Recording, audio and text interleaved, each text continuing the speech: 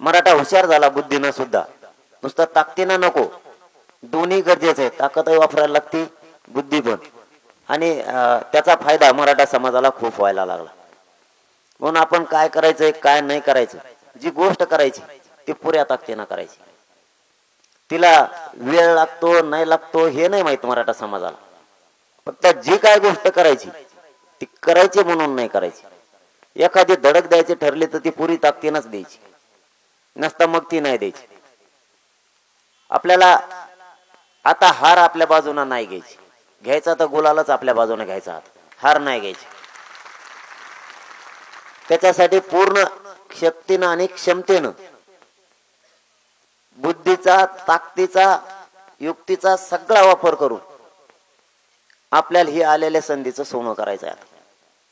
ही घालायची नाही. आता आपण आतापर्यंत आपली भूमिका काय त्याच्यावर चर्चा करू. आपल्या महाराष्ट्रातल्या मराठा समाजाची प्रमुख भूमिका आहे.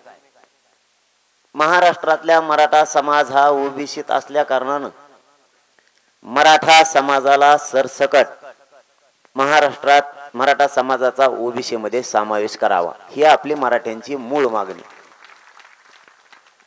आता या मागणीसाठी आणि ओबीसी आरक्षणात जाण्यासाठी आपल्याला काय आवश्यक होतं? आवाज येतो सगळ्याला? आपल्याला ओबीसी आरक्षणात जायचं म्हणून उपयोग नव्हता भाऊ. आपल्याला ओबीसी आरक्षणात जाण्यासाठी गाड्या लावून घ्या बरं का मागच्या. काही स्वयंसेवक आपले असले तर गाड्या लावू लागायला जा. माग गाड्या लावता येणार वाटतं, आवाज येतो इकडं. जर मराठ्यांची मागणी ओबीसी आरक्षणात आहे, मराठ्यांना ओबीसीच्या आरक्षणात जायचंय,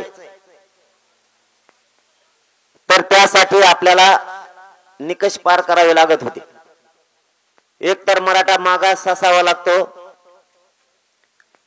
तेही आपण मागास गायकवाड आयोगानुसार झालेलो. ते काय झालं कोर्टामध्ये तो भाग वेगळा.